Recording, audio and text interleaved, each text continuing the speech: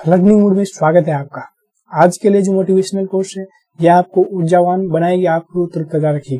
कहता है रख हौसला, वो मंजर भी आएगा, प्यासे के पास चल के समंदर भी आएगा, थक कर ना बैठ ए मंजिल के मुसाफिर, मंजिल भी मिलेगी और मिलने का मजा भी आएगा। इसी के साथ आज का पहले क्वेश्चन की ओर बढ़ते हैं। क्वेश्चन, आइंस्टाइन को नोबेल पुरस्कार, आइंस्टाइन कौन? अल्बर्ट आइंस्टाइन को नोबेल पुरस्कार किस सिद्धांत के लिए दिया गया था? उन्हें ये सापेक्षता का सिद्धांत के लिए दिया गया था। सापेक्षता का सिद्धांत क्या है? Equal to MC square, equal to MC square. ये द्रव्यमान समीकरण समय है। कौन सा है? द्रव्यमान संरक्षण समीकरण है। तो हम यही कह सकते हैं कि ऊर्जा को ना ही नष्ट किया जाता और ना ही बनाया जा सकता। ये एक रूप से दूसरे रूप में रूपांतरित होती है। यदि हम इक्वल टू एमसी स्क्वायर में ई इक्वल टू बात करें तो ई है आपके लिए एनर्जी, एम है आपका मास, ठीक है, और सी है स्पीड ऑफ लाइट। क्या है? सी स्पीड ऑफ लाइट, ठीक है। यदि स्पीड ऑफ लाइट बात की कितना है? 3 × 10⁸ मीटर पर सेकेंड है, ठीक है, याद रखिएगा। यदि हम प्रकाश विद्युत प्रभाव की बात करें, प्रकाश विद्युत प्रभाव, प्रकाश विद्युत प्रभाव, ठीक है, प्रकाश विद्युत प्रभाव की यदि बात करें, सपोज दैट ये एक पदार्थ है। कौन सी? ये एक पदार्थ है और पदार्थ में हम जानते हैं इलेक्ट्रॉन, यानी बाह्यतम कक्षा में आपको पता होना चाहिए बाह्यतम कक्षा में क्या करते हैं? चक्कर लगाते हैं। जब इस पे हम क्या करते हैं? जब इस पे हम प्रकाश की किरणें यानी प्रकाश के पर डालते हैं तो क्या होता है? इससे ये जो इलेक्ट्रॉन है, जब ये इलेक्ट्रॉन यानी मुक्त हो जाते हैं, इलेक्ट्रॉन बाहर निकलने, तो यही है आपका प्रकाश विद्युत प्रभाव। प्रकाश का जब प्रभाव पड़ता है इससे इलेक्ट्रॉन को मुक्त, इसे ही प्रकाश विद्युत प्रभाव कहेंगे। और इन जो इलेक्ट्रॉन मुक्त हुए इसे फोटो इलेक्ट्रॉन कहेंगे। क्या कहेंगे? फोटो इलेक्ट्रॉन कहेंगे इसे। ये आपने देखा प्रकाश विद्युत प्रभाव। यदि बात करें कि नाभिकीय विखंडन की, नाभिकीय विखंडन की, तो नाभिकीय विखंडन को भी हम समझते हैं। नाभिकीय विखंडन कहाँ पॉसिबल है? नाभिक का विखंडन, सपोज नाभिक का विखंडन कब होगा? सपोज ये नाभिक है, ठीक है, नाभिक में कौन कौन होते हैं? प्रोटॉन और न्यूट्रॉन, और इलेक्ट्रॉन बाह्यतम कक्षा में क्या करते हैं? चक्कर लगाते हैं। तो यहाँ पे नाभिक का इनका विखंडन होता है। ये कब होगा? ये आपका radio active element, radio active radio सक्रिय पदार्थ में होता है, ठीक है, रेडियो सक्रिय पदार्थ। आपको एक सीधा मतलब समझने हैं, रेडियो सक्रिय पदार्थ जिसे यूरेनियम का प्रयोग करके, यूरेनियम 92-235 का प्रयोग करके क्या करते हैं? बिजली प्राप्त करते हैं। बिजली प्राप्त करने के लिए एक परमाणु भट्ठी यानी न्यूक्लियर क्या बोलते हैं? न्यूक्लियर इंफ्रास्ट्रक्चर लगाते हैं। उसमें जैसे हम कंट्रोलर के लिए क्या लगाते हैं? एक छड़ होता है, जैसे कैडमियम का छड़ या बोरॉन का छड़ लगाते हैं, ठीक है। तो जब हम इस यूरेनियम के परमाणु जब अणु में ये टूटते हैं, ये 3 में टूटते हैं। ये 2 को कंट्रोल कर लिया जाता है इस छड़ के द्वारा, ठीक है, और एक को छोड़ दिया जाता है, फिर ये 3 में टूटेंगे। इस तरह से इन्हें फिर से 2 कंट्रोल हो जाएंगे। इस तरह से आपका जो है कि रेडियो सक्रिय पदार्थ को विकसित कर देता है। यही आपका नाभिकीय विखंडन, ठीक है। ये हम आपको बताए न्यूक्लियर रिएक्टर के बारे में बता दें, ठीक है। और शीतलक के तौर पे क्या प्रयोग किया जाते हैं? शीतलक या मंदक, जिसे कहेंगे शीतलक या मंदक के तौर पर कौन सी प्रयोग करते हैं? आप याद रखिएगा, यानी भारी जल। भारी जल का यदि सूत्र की बात किया जाए तो भारी जल ड्यूटेरियम ऑक्साइड, इसी को D2O यानी ड्यूटेरियम ऑक्साइड इसका नाम है। चलिए, इसका और प्रकाश की वेग की आपको बता दिए 3 × 10⁸ मीटर पर सेकेंड होता है। यदि प्रकाश के वेग को पता किसने लगाया था? ओली रोमर। किसने पता लगाया था? ओली रोमर ने। और ये कैसे पता लगाया था? जुपिटर इक्लिप्स के द्वारा, जुपिटर के माध्यम से पता लगाया था। चलिए, अगली क्वेश्चन है, जल का ग्राम अणु द्रव्यमान कितना है? जल का ग्राम अणु द्रव्यमान। जल का पहले सूत्र की यदि बात करें तो क्या होता है? H2O होता है, ठीक है। यदि इसमें हम इसका परमाणु भार निकालते हैं, जल का परमाणु भार यानी A इक्वल टू निकालते हैं तो क्या होता है? हाइड्रोजन का परमाणु द्रव्यमान कितना होता है? 1। कितने तत्व हैं यहाँ पे? कितने हाइड्रोजन है? 2 है। प्लस यदि इसका परमाणु ऑक्सीजन के परमाणु द्रव्यमान परमाणु भार कितनी है? 16 है, और इसकी संख्या कितनी है? 1। यहाँ कुछ नहीं है तो 1 है, याद रखिएगा। तो ये संख्या हो जाएगा 18। अब बात आती है यहाँ पे जो होता है क्या होता है? यूनिट होता है। ये कौन सी यूनिट होगी? जी या यू? एक्चुअल में यहाँ यू देना सबसे परफेक्ट, आप जी नहीं देंगे। यू अगर है तो आप पहले इन्हें टिक करेंगे, बाद अगर ये ना रहे तब इसे टिक करें, तो इसका राइट आंसर हो जाएगा ए। अगला सवाल है, इंसुलिन में कौन सा धातु उपस्थित होता है? यदि हम इंसुलिन की बात करें, इंसुलिन क्या है? देखिए, इंसुलिन एक्चुअल में ये अग्नाशय एक ग्रंथि है अग्नाशय। कौन सी ग्रंथि है? अग्नाशय अंतःस्रावी और बाह्यस्रावी दोनों प्रकार की ग्रंथि। तो अंतःस्रावी और सबसे बड़ी अंतःस्रावी ग्रंथि अग्नाशय है। इससे इंसुलिन, देखिए अंतःस्रावी के तौर पे ये इंसुलिन और ग्लूकागोन और एक सोमेटोस्टेट ये यानी विसरित करती है अंतःस्रावी के तौर पर। ठीक है, इंसुलिन यह एक कौन सी है? इनऑर्गेनिक और ऑर्गेनिक, यानी इसी को बोलते हैं आप कार्बनिक और अकार्बनिक, ये दोनों प्रकार की इसमें गुण पाया जाता है। और ये जटिल गुण होते हैं। कौन सी होती है? जटिल होती है, जटिल संरचना। जटिल संरचना के तौर पर इसमें जस्ता पाया जाता है। क्या पाया जाता है? जस्ता। जिंक, यदि हम जिंक के परमाणु क्रमांक की बात करें ये 30 होता है। यदि तांबा की बात करें ये कॉपर होता है, ठीक है, इसकी 29 होती है। ठीक है, उसके बाद लोहा Fe का परमाणु क्रमांक 26 होता है। मैग्नीशियम Mg इसकी 12 होती है। ठीक है, चलिए नेक्स्ट है रक्त जमने में किस तत्व की मुख्य भूमिका होती है? रक्त जमने में कैल्शियम की मुख्य भूमिका होती है। आज हम रक्त के पॉइंट को हम कवर करेंगे। रक्त का क्या क्या पॉइंट है देखिएगा। सपोज देख आपके ये शरीर है, ठीक है, ये शरीर है इस तरह से, ठीक, ये कभी कट गए तो कटने के बाद क्या होती है? ब्लड आपकी बाहर होंगे। ब्लड बाहर होंगे तो ब्लड, अब हमारे शरीर में क्या ब्लड नहीं जम सकते हैं?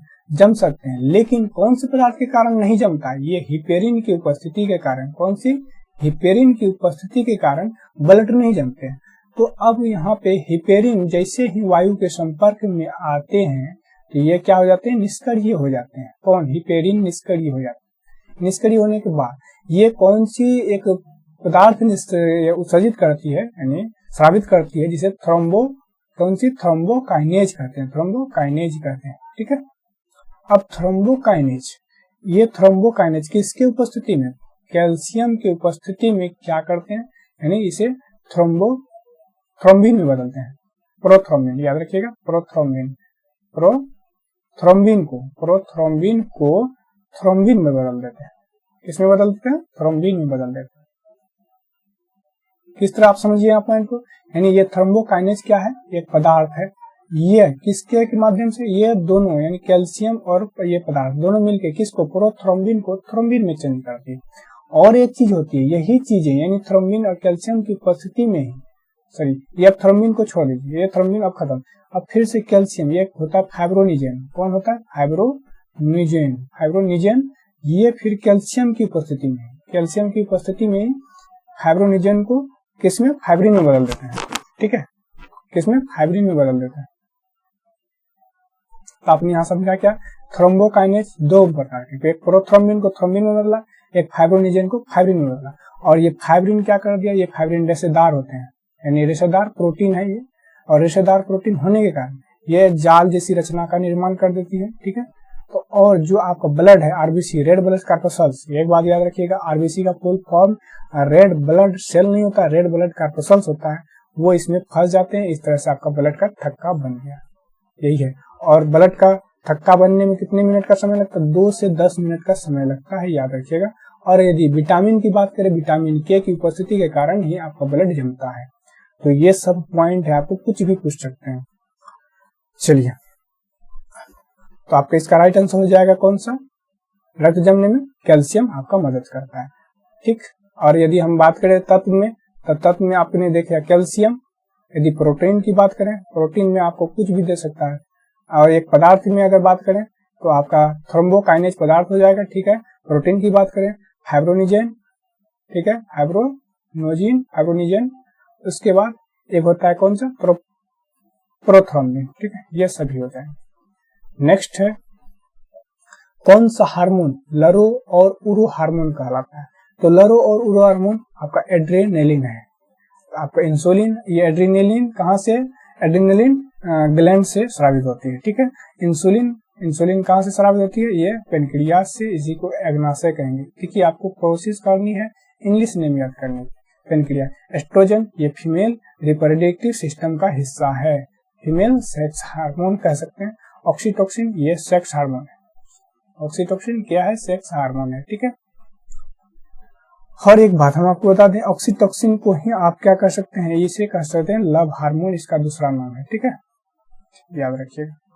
अगला क्वेश्चन है सूर्य की ऊर्जा पृथ्वी तक किस रूप में पहुंचती है? सूर्य की ऊर्जा, तो सूर्य की ऊर्जा पृथ्वी पर विकिरण विधि के द्वारा पहुंचती है। ठीक है, तो अब हम बताते हैं 3 टॉपिक आपको समझनी है। कौन कौन सी? एक चालन, आपका दूसरा संवहन और एक विकिरण। संवहन और विकिरण, इससे आपको कभी प्रॉब्लम नहीं होगा। आप समझिए इस टॉपिक को। एक ब्लैक बोर्ड ले लेते हैं। सपोज दैट हम पहले बात करते हैं चालन के लिए। चालन की यदि बात करें, कोई एक धातु है, एक क्षण है, सपोज यहाँ पे हमने आग लगा दी है। ठीक है, तो ये यहाँ पे हीट हो रही है इस तरह से, लेकिन ये हीट होते होते यहाँ चले आती है। तो इसमें जो हीट हो रहा है, एक अणु दूसरे अणु को देते देते यहाँ पहुंचते, तो ये जो माध्यम से पहुंचा यही है चालन। ठीक है, अब बात आती है संवहन की। संवहन की यदि एक टब लीजिए, पहले टब में जल दे दिए हैं। ठीक है, और इसमें भी हम आग लगा दिए हैं, यहाँ पे हीट कर रहे हैं। तो जल जब हीट होता है, इस यहाँ पे देखिए, ये सपोज दैट इसका एक अणु यहाँ पे है और ये एक अणु यहाँ पे, ये हीट प्राप्त कर लिया, ये ऊपर की ओर चल जाएंगे और ये नीचे की ओर आ जाएंगे। ठीक है, ये होता है संवहन के माध्यम से। उसके बाद एक है विकिरण। देखिए, इसमें आपने देखा संवहन के लिए जल की आवश्यकता हुई और चालन के लिए एक धातु की प्लेट की आवश्यकता हुई। ठीक है, किसी भी तत्व पदार्थ की आवश्यकता हुई, लेकिन विकिरण के लिए माध्यम की आवश्यकता नहीं होती है। ठीक है, ये आपका कोई माध्यम इसकी आवश्यकता नहीं है, ये निर्वात में भी गमन कर सकता है। ठीक है, इसके लिए माध्यम की आवश्यकता नहीं है। तो आपने देख लिया यहाँ पे, इसका राइट आंसर हो जाएगा विकिरण विधि। अगले क्वेश्चन की ओर बढ़ते हैं। निम्नलिखित में से हरियाणा हरिकेन, हरियाणा हरिकेन किसे कहा जाता है? एक्चुअल में ये सभी जो है प्लेयर के उपनाम है। कौन किसका नाम है? प्लेयर के उपनाम है। ये प्लेयर के उपनाम है हरियाणा हरिकेन। एक्चुअल में इसका राइट आंसर है कपिल देव, कपिल देव। तो इस तरह जैसे, और आपको बता दें, हाँ, मिल्खा सिंह का आपका जो फ्लाइंग सिख है नाम क्या है? फ्लाइंग सिख है मिल्खा सिंह का नाम। इसी प्रकार होते हैं। और सचिन तेंदुलकर को जिस तरह भगवान, क्रिकेट का भगवान कहा जाता है। चलिए अगला क्वेश्चन है, मूत्र का पीला रंग। मूत्र का पीला रंग किसके कारण होता है? ये यूरोक्रोम के होता है। जब आपको महसूस हो कि हमें फीवर है, ठीक है, तो उस समय आप जब पेशाब करेंगे तो आपका जो होगा, यानी ये मूत्र किस कलर का होगा? ये पीला कलर का होगा। ठीक है, क्यों? जब आपके, हम अगर बात करें टेम्परेचर, हमारे मनुष्य के सामान्य टेम्परेचर कितनी है? अगर डिग्री सेल्सियस में 37 डिग्री सेल्सियस। यदि फ़ारेनहाइट में बात करें तो फ़ारेनहाइट में, डिग्री फ़ारेनहाइट में बात करें तो 98.6 डिग्री फ़ारेनहाइट होता है इसका। तो इससे यदि होने पर आपका यूरोक्रोम स्रावित होता है, तो जिससे यूरोक्रोम यानी आपका मूत्र पीला होता है। ये बुखार आपको अगर होगा तो बुखार में ये अनिवार्य है कि यूरोक्रोम आपका स्रावित होगा और मूत्र पीला होगा। यदि इस तरह कोलेस्ट्रॉल क्या है? वसा है, जो कि आपका ताप को नियंत्रित करता है। ठीक है, जिसकी मोटापा अधिक हुई उस वक्त ताप को झेल सकते हैं। लसीका लिम्स है, ये भी ब्लड प्लाज्मा के तरह ही स्ट्रक्चर होता है। पित्त आपका स्रावित कहाँ होता है? यकृत से स्रावित होता है और जमा कहाँ होता है? गॉल ब्लैडर यानी पित्ताशय। नेक्स्ट है 52 ग्राम हीलियम में मोलों की संख्या। मोल क्या है? मोल कुछ नहीं है, मोल किसी को भी आप कर सकते हैं। 1 मोल बराबर 1 कुत्ता।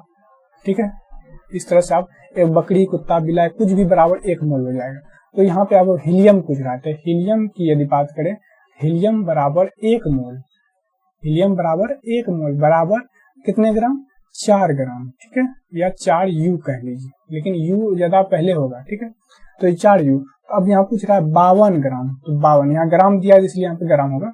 52 ग्राम डिविजिबल करेंगे किससे? 4 ग्राम से। तो कितने ग्राम? ग्राम कट जाएंगे, बराबर 13। 13 क्या हो जाएगा? ये मोल हो जाएगा। तो सी नंबर राइट आंसर।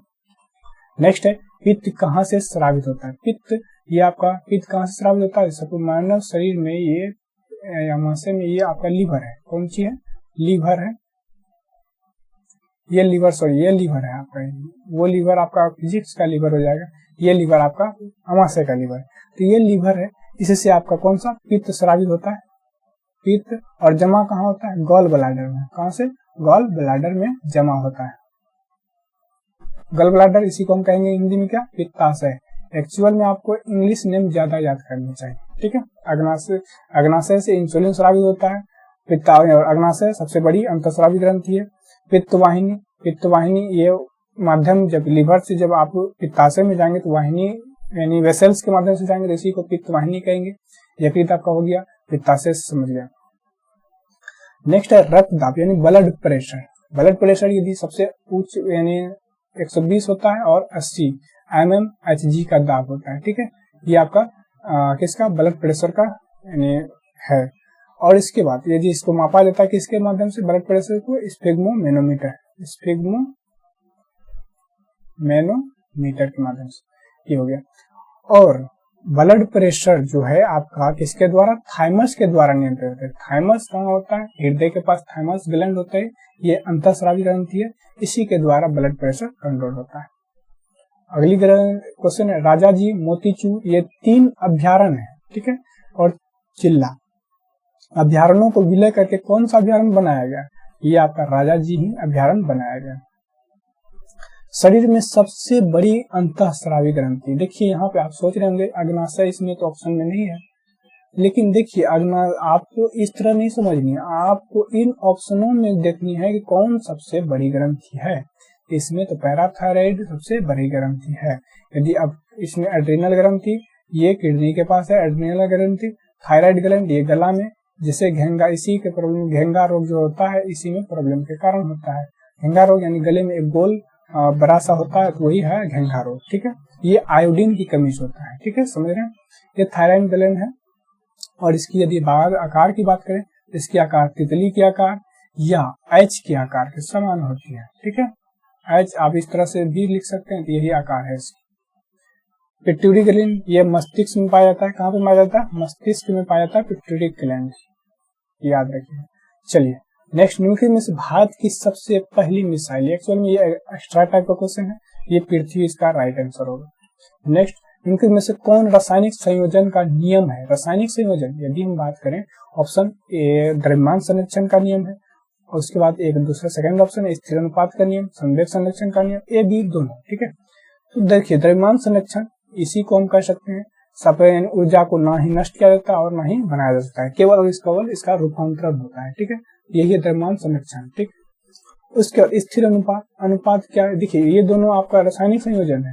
द्रव्यमान संरक्षण क्या है, जैसे मतलब द्रव्यमान हमेशा संरक्षित रहता है, आप कोई भी रिएक्शन करा लो, जैसे H2 + O2, इसमें हमेशा द्रव्यमान क्या हो जाएगा, तो द्रव्यमान संरक्षित रहेगा, याद रखिएगा। उसका स्थिर अनुपात यानी अगर इसका अनुपात 1:8 है, तो अगर हम इसको गुना कर दें 2:16, यही है स्थिर अनुपात, फिर से यह मूल अनुपात में सेम आ जाएगा, यही थे। तो ए भी दोनों इसका राइट आंसर हो जाएगा। जिस रूप में पौधे नाइट्रोजन प्राप्त करते हैं वो कौन सा रूप है, क्या नाइट्रोजन पौधे नाइट्रोजन सीधे रूप में प्राप्त करती है, नहीं प्राप्त करती। नाइट्रोजन यदि वायुमंडल में परसेंटेज पूछी जाए तो 78% है वायुमंडल में, लेकिन वो सीधे रूप में नहीं लेती, वो किस रूप में, नाइट्रेट के रूप में लेती है। नाइट्रेट की यदि सूत्र की बात करें तो N2O3 इसका सूत्र होता है, ठीक है। अगला है रेफ्रिजरेटर निम्नलिखित में से किस सिद्धांत पे कार्य करती है। रेफ्रिजरेटर आपका वाष्पीकरण के सिद्धांत पे कार्य करती है। देखिए रेफ्रिजरेटर में हम क्या करते हैं, शीतलक यानी शीतल होता है, कोई भी चीज ठंडा होता है, तो रेफ्रिजरेटर में, और बात करें शीतलक जो होता है, रेफ्रिजरेटर में शीतलक कहाँ होता है, ठंडा करने वाली मशीन कहाँ होती है, ये ऊपर में बनाई जाती है। हम जानते हैं कोई भी चीज जो ठंडा होता है वो हमेशा नीचे की ओर जाती है, यानी और यहाँ पे, तो इसीलिए ऊपर में दिया जाता है ताकि ऊपर से सभी वस्तुओं को गर्म यानी ठंडी कर देते हैं, ठीक। और न्यूट्रॉन को छोड़कर सभी डैश परमाणु में मौजूद है। परमाणु की यदि हम आकार की बात करें, ये नाभिक है, नाभिक में प्रोटॉन प्लस न्यूट्रॉन है। और कक्षा के आधार पर यदि बात करें, ये कक्षा के है। दूसरी कक्षा कौन सी है, ये दूसरी कक्षा जो है कि आपका ये दूसरी कक्षा आपका कौन सा है, एल है। इस तरह से एम कक्षा होती है और एन कक्षा होती है, ठीक है। तो यहाँ पे हम बात कर रहे हैं कि न्यूट्रॉन को छोड़कर, यानी न्यूट्रॉन उसमें नहीं होंगे, ठीक है। तो ऐसा कोई तत्व नहीं है, जैसे सपोज मैग्नीशियम का 12 होता है और कार्बन का 6 होता है, हाइड्रोजन का 1 होता है और क्रोमियम का 24 होता है, ठीक है। इसमें हाइड्रोजन के अलावा ऐसा कोई तत्व नहीं जिसमें न्यूट्रॉन नहीं होंगे। हाइड्रोजन में केवल, क्योंकि हाइड्रोजन के यदि हम कक्षा के तौर पर तोड़ने की बात करें तो इसका 1 होता है कक्षा के आधार पर, जो के कक्षा में उपस्थित है, ठीक। तो 1 यानी परमाणु भार भी 1 होता है, परमाणु द्रव्यमान भी, परमाणु संख्या भी 1 होता है। परमाणु संख्या को हम Z से सूचित करते हैं, Z = P होता है, जबकि A = क्या होता है, P + N।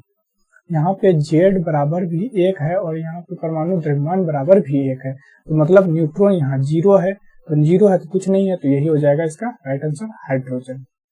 अगले क्वेश्चन है, पहले आवर्त में दोनों तत्वों के डैश में संयोजी इलेक्ट्रॉन होते हैं, कि ये किस में होते हैं, दोनों आवर्त में तत्वों के डैश संयोजी इलेक्ट्रॉन होते हैं। तो पहले आवर्त देखिए, पहला आवर्त में 2 तत्व होते हैं, कितने, 2 तत्व, कौन कौन से आपको बता दें, एक हाइड्रोजन है और एक अंतिम में हीलियम, ये पहले वर्ग में हो जाएंगे और ये 18वें वर्ग में, ठीक है। तो इस तरह से तो ये हाइड्रोजन की यदि परमाणु द्रव्यमान की बात किया जाए तो 1 होती है और हीलियम की बात किया जाए तो 4 होता है, और यदि इसे कक्षा के आधार पर तोड़ेंगे तो 1 जो कि K कक्षा में होगा, यदि इसके कक्षा में 2 परमाणु संख्या को तोड़ते हैं हम 2, ये भी इसका K में होगा, तो दोनों K कोष में उपस्थित है, इसका राइट आंसर K। यदि हम मैग्नीशियम को तोड़े, मैग्नीशियम का परमाणु संख्या कितना है, 12, इसको तोड़िए कक्षा के आधार पे 2, 8 और 2, तो देखिए यहाँ पे K कक्षा, L कक्षा और M कक्षा, इसका जो संयोजी इलेक्ट्रॉन है ये आपका संयोजी इलेक्ट्रॉन कितने M कक्षा में गए, इसी तरह इसका, लेकिन इसका संयोजी इलेक्ट्रॉन K कोष में ही सीमित रह गए। चलिए, आपको वीडियो पसंद पड़ा तो लाइक कमेंट शेयर अवश्य करें, सब्सक्राइब करें, बेल आइकन को भी दबाएं। जय हिंद, जय भारत, वंदे मातरम, भारत माता की जय।